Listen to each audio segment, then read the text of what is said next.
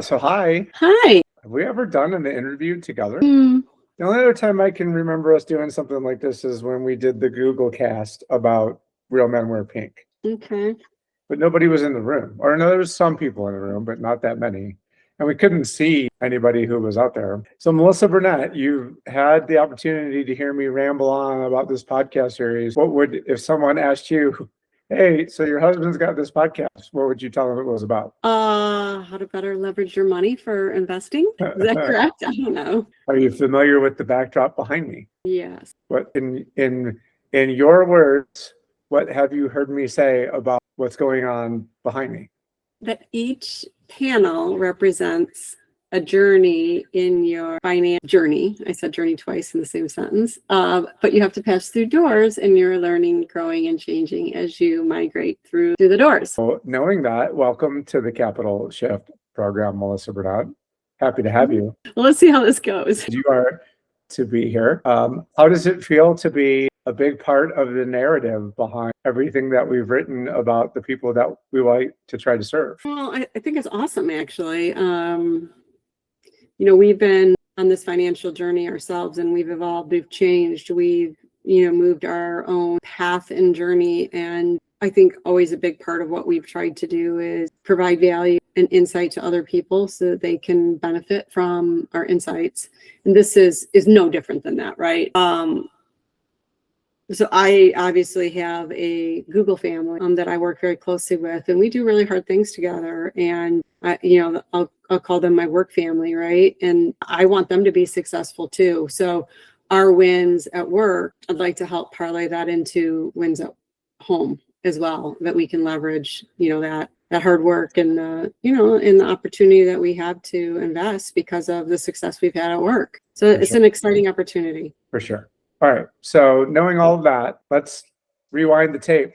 It's 2020. You get this new job, and then the pandemic hits, and oh my God, like you just gotten that job, and no more than 2 months later, we got a worldwide pandemic on our hands, right? Yeah, it was an interesting situation in that I was coming to do business development work for Google. If you think about where Google Cloud was at that time, I mean, we were third cloud in. Certainly, we had a good story to talk to around data and analytics and everything that we were doing there. But the company Google Cloud is today versus where it was back then are wholly different company. And it was a really tough time back then. We were just getting started as an enterprise grade cloud. Our solution portfolio was small. And frankly, I didn't have a pool of existing customers that we were doing business with. So think about this. I'm trying to cold call during the pandemic and try to build relationships with people over the phone who don't know you. And you can imagine how that went. Right. I mean, because companies at that time, I mean, they were all scrambling to figure out, how do I get my remote workforce functional to keep my business going? And of course, I'm going to lean into the companies that I have relationships with and the technology that I'm confident in. Unless I have a serious gap in, my technology suite, I'm not going out and building new relationships and finding new technology. Yeah. So that part was really tough. Not to mention, I'll remember this forever. You'd worked in the tech space before. We don't need to necessarily get into who it was, but in those instances, most of the compensation that was tied to company performance was options based. And here we were coming to Google and no, this is not options. This is real stock. So talk about that mindset. Yeah. And there's kind of two journeys when it comes to your company stock, equity, ownership, whatever you want to talk about it. So your point, options, right? That was early day. But then when I was at VMware, which we can talk about that a little bit before I came, there was not really equity grant that was part of your compensation. It was you had the opportunity to buy discounted stock so much a quarter, which of course we leveraged that to the most that we could. And as a matter of fact, our exit out of that strategy actually was one of the first investments we made in real estate, which I'm sure we'll get to that. But coming to Google, it was a completely different deal. I mean, you tell the story often to people and say, oh, now Melissa's playing for the Yankees. And I didn't even really think of it that way, because I was very nervous of making that jump. primarily because Google was third, right? It wasn't that I was afraid of selling cloud services or any of that. I was like, this is not going to be easy. It's not like I was going to AWS or Microsoft, who are well entrenched in the marketplace, because that's a lot more similar to what my role was at VMware. Most of the customers I was dealing with had been using VMware for many years, right? And so that's a much different sales strategy and sales environment, right? So when I interviewed for Google, I was excited about the opportunity. I mean, who doesn't want to work for Google? But then when they start going over everything with you from a compensation package, it's completely different, because they look at it from 3 aspects, and that's a signing bonus, of course, what your base salary is going to be, which Google is a lot different too than other technology companies, in that our sales organization is structured at 40 base, 6 bonus. Most other technology companies are 50-50. So your base is higher. And then there's a stock grant that goes along with that. The nice thing about Google, it vests every 1/48th every month, right? So that was good. So I didn't even know, when I finally got the offer and I'm looking at everything that they put on the table, you're kind of like, wow, this is pretty amazing and awesome. But my base salary actually went down. Right. Again, and that has to do with that 40% versus 50%. Certainly, when you're more leveraged like that, your upside is better. But again, I'm like, Google's third in the cloud. Am I going to be able to sell anything? This could go horribly wrong, right?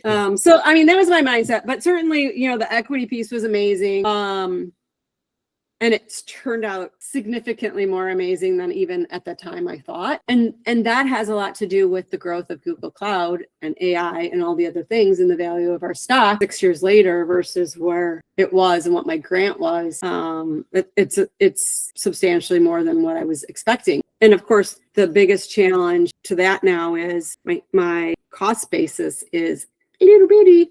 And so now how do you get value out of that equity when to sell it is a sizable tax event? Yes. And do I want to sell it?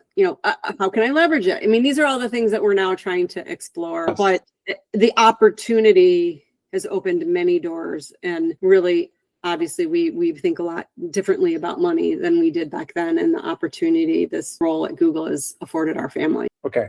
Exactly right. So let's stay there for a moment. So here you are in this new environment of, you have this actual stock account that you can log into, and you can, I got my grant, and how'd this do compared to, when I got it, and the tied to the performance of the stock and the market, and things that are completely out of your control. But they're tangible. You could see it, like it's there. So talk about what your thought process was around, okay, so now I'm starting to see these 1/48 vesting deposits start to get made, and how was your strategy and what you chose compare and contrast with what you knew some of your peers were doing that maybe wasn't the same thing? Yeah. Okay. So a couple things about that. I had an amazing boss that I came to work for. Shout out to Jesse Clem, who is no longer at Google, but I will finally think of him forever and always, because one of the first things that he did when I was there is, okay, here's this deck that a group of Googlers have built called How to Hack Your 401k or Hack Your Programs at Google or whatever, right? And it literally shows you all of the things that you can leverage and take advantage of at Google. And so anytime there had been somebody new on our team, I always say, hey, look at this and do all these things, right? But that's kind of old school in a lot of ways. Max out your 401k, of course. Google matches up to a certain percent, a certain point. And they have something that's really great too, your after-tax investment strategy. They have this backdoor strategy where, I'm going to get the terminology wrong a little bit here, but the gist of it is I can invest post-tax dollars, which typically would be taxable, right? The growth would be taxable. They have this backdoor conversion thing that when you do it immediately upon investing those dollars, you can convert it into a program where your gains are not taxable. So we've done a good job of leveraging that from the beginning as well. Probably, now that we're working with financial architects and their strategy is different, and they're like, only get to the max and don't put anything more. Don't care what federal regulations are that allow you to invest more in that you should stop doing that. That was really hard for me to do. And don't tell them, but I haven't turned it off yet. But I'm going to this year. I might have fibbed once and said I did. I just because, you know what, that's the strategy my dad always told me, right? Max out every single thing that you can from moment one, which I've done, and has put us in a good situation because, you know, if your company offers you free education for your postgraduate degree, do it. So I got my MBA, and those are all lessons that my dad instilled in me from moment one. But I will say the thing that was a little interesting about the RSU, so you get a grant, it tells you how many units you're going to get every month. You don't get all those units. And at first I was like, hey, what the heck? This is bullcrap. I was supposed to get whatever, and I got not that, you know. And what I realized is actually Google was doing it right because they pay the taxes for you with the portion of that grant that you're getting each month. So then you don't have this disgusting tax at the end of the year because you've gotten all this stock and now you need to pay taxes on all that. So they figured out how to do that so you're not upside down at tax time. So, you know, that was an interesting thing, just understanding that and what that meant.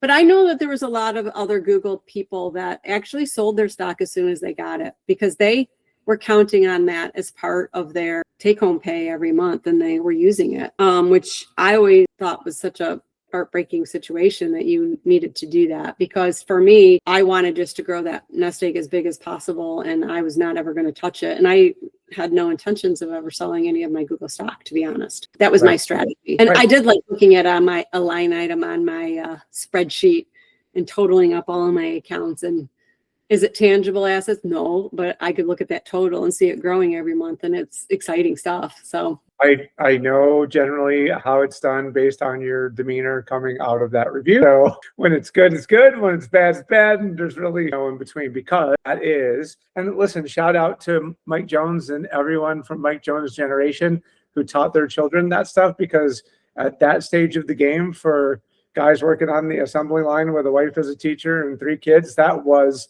the message that you absolutely should have passed along to your children. And those of us who didn't have a father or a mother passing along that wish that they did. So no shame in that game by any stretch of the imagination. But so you employed that strategy, and we put it on the back burner and we let it start to do its thing. And we woke up one day and looked at it and went, oh, wow. Like, my goodness, this is not at all what we thought. Right? So there was like this, okay, so now what? And to me, it's like we reached that moment where we realized, like, okay, that's nice on paper. Mm-hmm.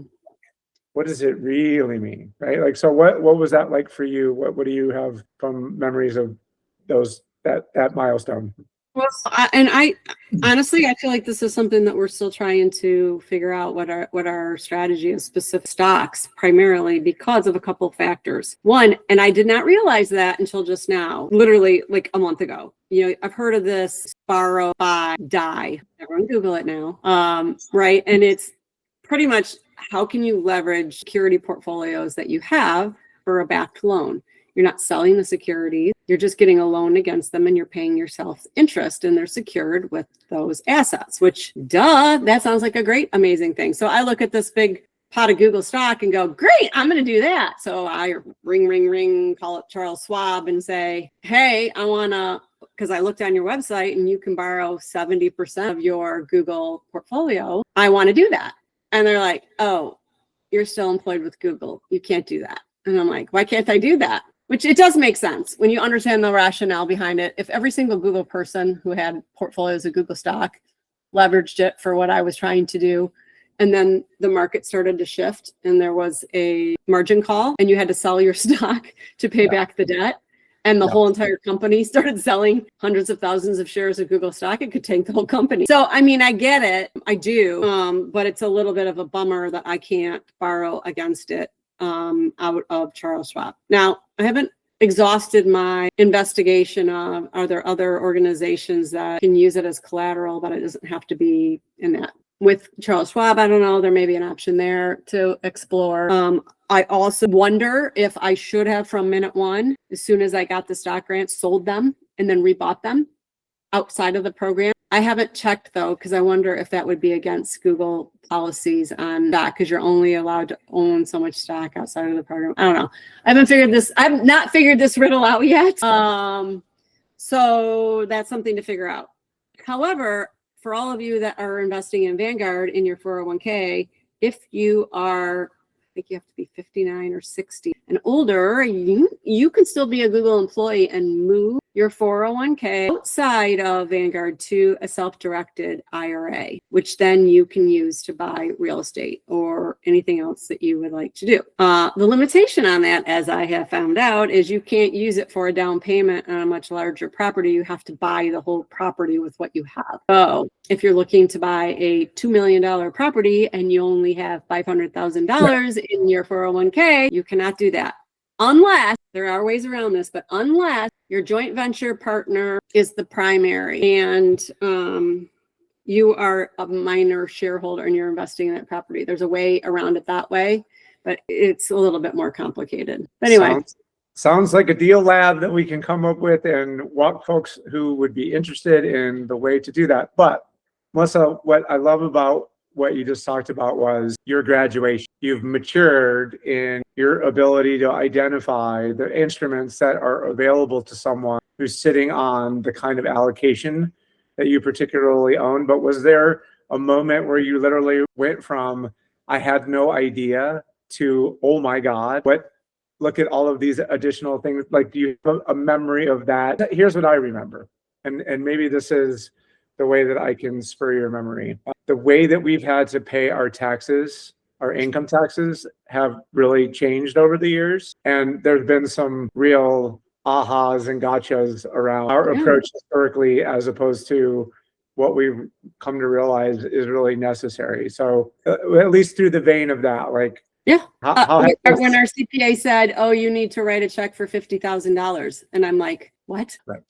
Well, we don't just have $50,000 lying about. No, like no one wants that surprise, right? Because in the past they're like, oh, we have, write-offs, this, that, and the other thing. And all of a sudden I'm like, okay, we have to get serious about our tax strategy and how we're looking at real estate and how we're investing. And obviously the new legislation change for bonus depreciation has changed that whole dynamic. And it'll be interesting to see what happens with that, because I have this vision of a gluttony or a glutton of new Airbnbs that have been bought by high W-2 income earners that now are trying to get their 100 hours to be able to qualify for bonus depreciation. They have no idea what they're doing. And they're going to be very poorly run and not very successful. And from a user experience of staying at those Airbnbs, it makes me a little worried for Airbnb guests going forward. But setting that aside, I will say a couple of things. We do not do a good job as a country, as an educational system, of preparing people to be adults in a financial world and understanding the levers that you have at your disposal and really how you should be thinking about money, how you should be organizing your life financially. And I think I have to hand it to you for, buying that book forever ago, Rich Dad, Poor Dad. And a lot of people that invest in real estate talk about Rich Dad, Poor Dad, Robert Kiyosaki. But for me, that was the very beginning of our journey, is really understanding how do you get out of the rat race, right? And it's leveraging your W-2 income to get passive opportunities, right? The four magic quadrants. And, from a very early age with our children, I highly recommend this game, by the way. Forget Monopoly. Get your kids, cash flow for kids. And my favorite part of that game is the fact that a teacher can get out of the rat race just as quickly as a brain surgeon. And it's really just fundamentally living with a very structured world where you're only spending a certain percentage of your take-home pay, right, for living expenses, and the rest is being invested. So that book, as well as Set for Life, are my two top books. Set for Life is, I like, anyone graduating from high school, you're getting a check from me and instructions on how to invest it, and a book for Set for Life, because I think it's really important. Like, buying cars and purses and boats and jet skis, those are liabilities. Those are not assets. And our society is very consumer based and says to everyone, you should buy stuff. You should have credit cards, and you should not be worried about racking up credit card debt because you got it on sale. and you need to buy it now to save the money. And, besides the fact that you're paying 25% interest on it, I just think that we set a lot of our children and young adults up for failure.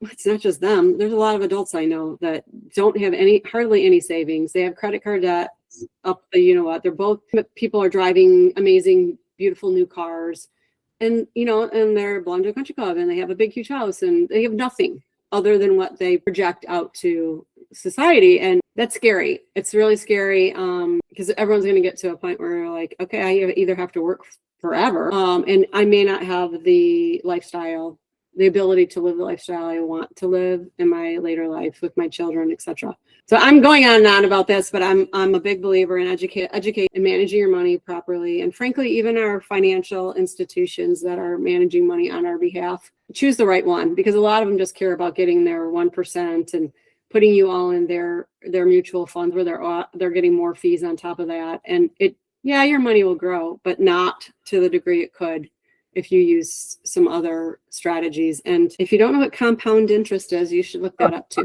because that will change your life. Anyway, I'm getting down a rabbit hole. I don't know if that was I guess the prevailing thought is, and especially if we consider Stuart and the Google community, most of you all are beyond the basic fundamentals of successful saving. If you've come to this program, there's a good chance that you're beyond that. So what we'd like you to believe is, even for those of us who have crossed that basic threshold, the truth remains the same in many ways, but the stakes for us are significantly higher, actually, than for those people who maybe are just earning what people would consider the median income. For those folks, the traditional measures of saving for retirement in the long term really, in many ways, are still some of the better ways for them to be able to accomplish that. But for people who have done better for themselves, who are still applying the same principles, you're missing out on the ability to put this wealth that you've created to work for yourself in a way that can create cash flow that's even greater than anything your retirement assets might ultimately be able to throw off for you. And that's the important distinction here. It's, you've done well. You've gotten yourself to a place where you have the ability to deploy your assets now, as opposed to just accumulating them. And it's a massive change in process and thought process around, no, I have enough to be able to go out and allow it to go do more. And I think that's where a lot of the other Googlers who would probably be finding themselves in this moment, Melissa, are like, I know that that's possible for me, but I don't really know what I should do from this point forward. So we've gone through this process to a certain extent. So from your perspective, how's that journey been for us? And what would be some of the things that you would want to pass on to someone from an advice perspective, if that's whom they identify as being in this moment? Yeah, well, I think you would admit that, this journey is not a straight line, right? And you can do all the calculations on spreadsheets you want and project what you think things are going to happen, but it doesn't always go that way, right? And, we've started our journey with long-term rentals, have built, a decent sized portfolio in Michigan. And then we were doing some short-term rental stuff. Probably from the beginning of Airbnb. I think were we listing 101 or something? I don't know, from very, very early on. And that was more, I would say, the old Airbnb model, right? I mean, we had a cottage that was attached to our main residence. We weren't really using it. Let's leverage that. It's on a lake. It'll be fine. And we hosted, I don't know, hundreds of families to come and spend Michigan summers and boat and swim. And some of my funnest memories looking out the window and seeing people, splashing and enjoying the lake and the water. And that's kind of the start of Airbnb, right? I have a couch that I can let people sleep on. I have an extra bedroom, etc. It's not that game anymore. I mean, certainly there's some of that, but it's evolved to now where people are really trying to create experiences beyond that, and think of a luxury property that maybe has nicer stuff than you have at home, right? And the whole idea is, that's what I want to go on vacation. And I want to go to a place that has an in-ground pool and a sauna and a hot tub and a cold plunge and a workout facility and a theater and amazing vacation location, right? And so, and I want to bring my brother and his family and my sister and her family and maybe my mom too. And so this is kind of, in my mind, how the Airbnb environment has evolved. And the focus has changed on how you can be successful and where the real opportunity is. And we've made that pivot, right, to luxury short-term rentals and are investing in that heavily. But the thing of it is, I mean, the stakes are much higher now, right? I'm not just buying a $60,000 duplex, which, gosh, we should have bought 100 more of those at the time. But anyway, we didn't. But the stakes are higher. And so, when I talk to fellow Googlers that are interested in investing in short-term rentals or friends, anybody, it's like we have worked really hard to understand this market and to build a team of experts that have done this many, many times, right? And certainly this is not without risk, but how do you de-risk it as much as possible so that you can be successful? And frankly, how can you learn without financial risk? Right. And I think that's, what we're trying to offer, right? This idea of we were where you are now. We can offer you advice, help, and bring you along for the journey, right? And then that's part of what we want to do too, is that give back component of we had people along the way that helped us, right? And, we're in a position to help other people. So, that's what's fun and exciting for me is to start now. I said at the beginning about this idea of I'm successful with my work family at work. And now how can we outside of work be successful and together grow our generational wealth and have a lot of success outside of that? So that's what I'm excited about as we start thinking about what's the next property and who wants to come along for the ride, in a joint venture position with us. So yeah, if you're interested, you want to hear more about it, let's have some conversations, right? It's exciting. Yeah, well, and what we don't want is to sound like we have it all figured out. There's not high anxiety moments for us that Sure. We talk about maybe how what we have anxiety about has changed as things have changed. Like what are our concerns these days about the projects that we're working on at this moment versus when we were maybe looking at purchasing the next long-term rental? Yeah, I mean, we're trying to stand apart from our competition, right? I mean, some of the markets that we're looking at, they're highly competitive markets, right? So I think really understanding your avatar, the person who's going to stay at your property and why would they choose yours over a different property, right? And really making sure that your property tells that story and offers that experience for customers. So I think it's being a lot more thoughtful. I mean, a duplex rental, it's like anyone that's looking for a 2-bedroom place that can afford this. Okay, great. Yes. That's about the only thing we have to think about, right? Is the rent we think we're going to get being able to cover all the expenses. When you're doing something of this caliber, it's a lot. It's not just the property, right? It's the furnishings and the decorations and what other experiences are you offering and who's property managing it? Are you doing it? Are you hiring a company? And are they doing a good job using the algorithms to make sure you're getting the highest dollar per day that you can? And what other experiences do you want to offer? Are you offering private chef or yoga instructor or a sound therapist or you name it? There's just a lot more things to think about. Who's making sure that everything works when your guests get there? Who's mowing the lawn and who's watering the plants? Are the chemicals correct in the pool? And did somebody damage something? And now you have somebody coming in 4 hours and you have to figure out how to fix it. It's just, there's a lot more that goes into it. And you have to build a professional team that's going to be able to respond appropriately to all of those things. Because frankly, you get a 3-star, 2-star review on Airbnb on your 5-star property, it can take a business, one guest overnight. I mean, that's really what you're trying to mitigate. Yes. Now when you're playing at this level. Yes. And clearly we will have created some anxiety amongst some percentage of the people who are watching this who are like, I already work a full-time plus job at Google. I'm not entirely sure that I would be capable of taking on any of the additional things that Melisa just talked about. So as we started building RealWise Collective, talk about the idea of passive income real estate investing versus what we're talking about, which is more specific to short-term rentals. Like what are some of the other things that we've learned about along the way that maybe if what we just talked about was too overwhelming, what else might somebody find their way to? Well, I mean, I think the idea here, right, is we built the team to worry about a lot of that on investors' behalf. So I think that's the value of learning as you come along, right? You don't have to figure all that stuff out. I have it all figured out, right? We just need to make sure that you're getting your hours so that you can get your bonus depreciation, your tax break, right? So it's just really a matter of making sure that you can get your 100 hours, and then we help you track and do that, right?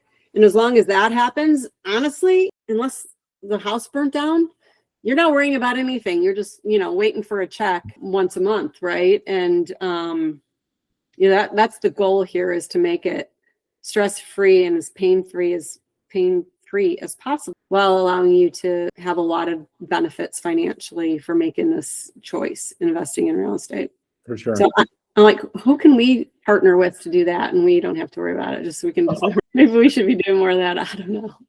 Well, good news is, because of the mastermind membership that we have, we're exposed to operators in other real estate classes that are not the ones that we're actively participating in. So for those instances where we have capital that maybe we want to make an investment that doesn't require us necessarily to have to be the direct steward of that venture, we have all of these other amazing operators that we can select from. And we're really intending on introducing the RealWise Collective to a lot of the other operators in those classes as well. So depending on what your level of interest is in, say, triple net leases or, private equity even, we really want to give people the opportunity to have a cross section of people that they can learn from, that aren't necessarily just you and I as the short-term rental operators in Burnett Property Group. We're just members at the end of the day. But here's the question ultimately that I think the entire thing boils down to. So a peer of yours at Google happens to stumble into this and